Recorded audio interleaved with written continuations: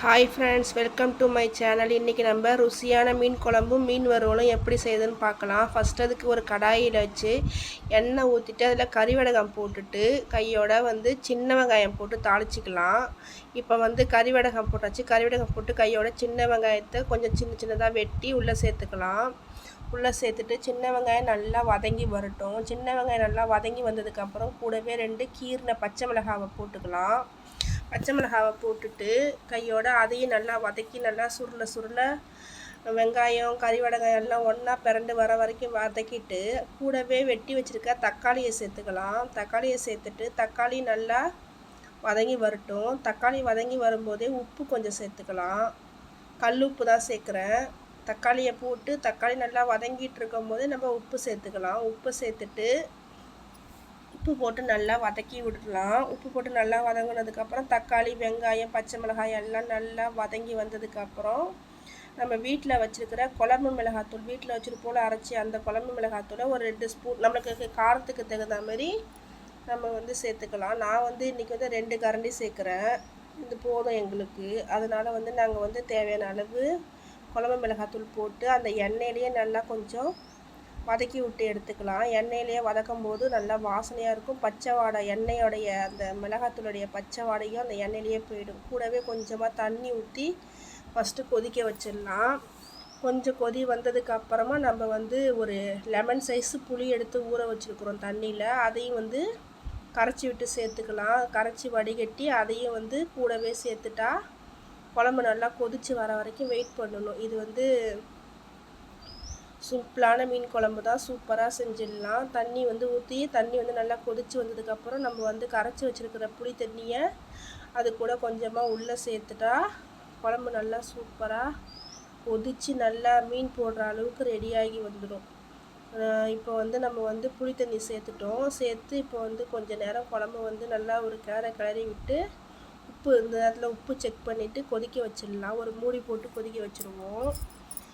அதுக்கப்புறம் கொஞ்சம் குழம்பு கொதித்து கொஞ்சம் திக்காகி வரும். மசாலா சேர்த்துருக்கோம். அந்த மசாலா கொஞ்சம் திக்காகி வந்ததுக்கப்புறம் நம்ம என்ன மீன் வாங்கி வச்சுருக்குறோமோ அந்த மீன், குழம்புக்கு தேவையான மீன், மற்றபடி வறுக்கிறதுக்கு தேவையான மீன் தனியாக பிரித்து எடுத்து குழம்புக்கு தேவையான மீனை மட்டும் நம்ம குழம்புல சேர்த்துக்கலாம். நான் காளாங்கழுத்தை அந்த அது என்னமோ ஒரு மீன் ஒன்று பொக்கிய மீன் சொல்லுவாங்க எங்கள் ஊர் பக்கம். பொக்கிய மீன் இதெல்லாம் கலந்து வாங்கினேன். அதனால் காளாங்கழுத்தையில் மண்டையை மட்டும் போட்டு குழம்புல போட்டுட்டு அதோட பொக்கிய மீனையும் சேர்த்து குழம்புல வைக்கிறேன்.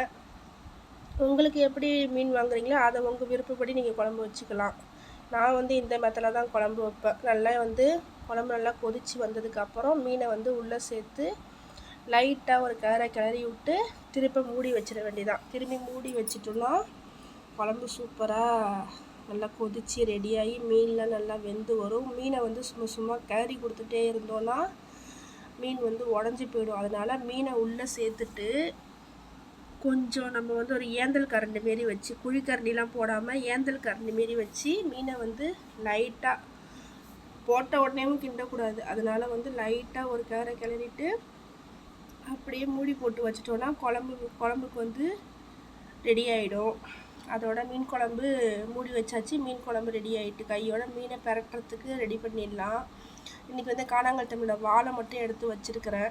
அதில் மீன் குழம்பு ரெடி பண்ணிக்கலாம். அப்படி மீன் வறுக்கிறதுக்கு ரெடி பண்ணிக்கலான்னு சொல்லிட்டு சிம்பிளாக என்ன பண்ணிவிட்டு அதுக்கிட்டே குழம்பு நல்லா சூப்பராக கொதிச்சுட்டு பாருங்கள். திறந்து விட்டுட்டேன். குழம்ப திறந்தே கொதிக்க வச்சா கொஞ்சம் தண்ணிலாம் சுண்டி வந்துடுங்கிறதுக்காக திறந்து விட்டுருக்கேன். கையோட இந்த எடுத்து வச்சுக்கிற வாளுக்கு மசாலா போட போகிறோம். அதுக்கும் வீட்டில் அரைச்ச குழம்பு மிளகாத்தூள் கொஞ்சம் போட்டுட்டு கையோட தூள் உப்பு, ஏன்னா கல் உப்பு போட்டால் அது கரையிறதுக்கு ரொம்ப சிரமமாக இருக்கும். அதனால் தூள் உப்பு போட்டுட்டு கையாலேயே தான் பெரட்டுவேன். நான் கரண்டிலாம் வச்சு பெரட்ட மாட்டேன். அதனால் கையாலேயே பெரட்டிட்டு கொஞ்சமாக தண்ணி சேர்த்து ஒரு ஆஃப் அன் ஹவர் ஊற வைக்கலாம். ஆனால் குழம்பு ரெடி ஆகிற வரைக்கும் நான் ஊற வச்சுட்டு கையோட மீனையும் பொரித்து எடுத்துட்டேன். கொஞ்ச நேரம் தான் இந்த வேலை, ஒரு 1 ஹவர் தான். குழம்பு வச்சுட்டு மீனையும் வறுத்துட்டா சூப்பராக சாப்பிட்டுடலாம்.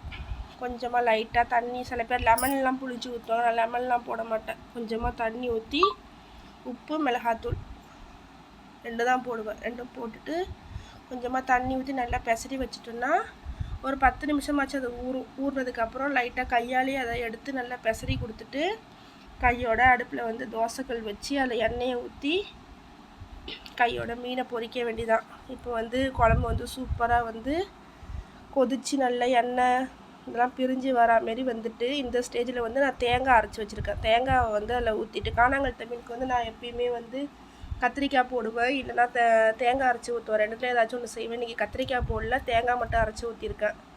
கையோட தேங்காய் அந்த ஜாரையும் கழுவி தண்ணியை ஊற்றிட்டேன். அது இன்னும் கொஞ்சம் ஒரு 5 நிமிஷம் கொதிச்சா குழம்பு சூப்பராக ரெடி ஆகிடும். கானாங்கழுத்த மீனை பொறுத்த வரைக்கும் தேங்காய் அரைச்சி ஊற்றினோன்னா சூப்பர் டேஸ்ட்டாக இருக்கும். நான் எப்பயுமே கானாங்கழுத்த மீனுக்கு வந்து குழம்புல வந்து தேங்காய் அரைச்சி ஊற்றுவேன். குழம்பு ஒரு பக்கம் ரெடியாகி குழம்ப மூடி வச்சுட்டேன். கையோட வந்து தோசைக்கல்லை வச்சு எண்ணெய் ஊற்றி மீனை பொரிக்கலான்னு சொல்லிவிட்டு நம்ம பெசரி வச்சுருக்கிற அந்த கானாங்கழுத்த மீனை வந்து ஒன்றா எண்ணெயில் சேர்த்து தோசைக்கல்லில் தான் இன்றைக்கி வந்து வறுக்கிறேன்.